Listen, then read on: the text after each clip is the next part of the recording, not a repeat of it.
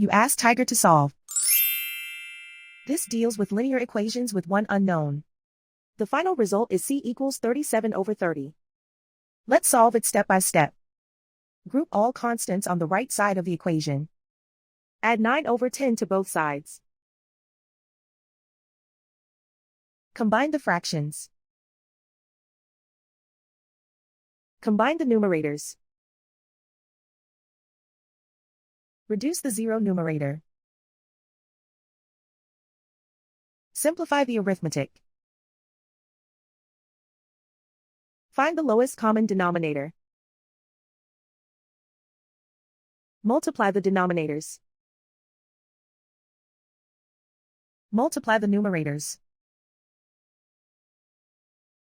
Combine the fractions.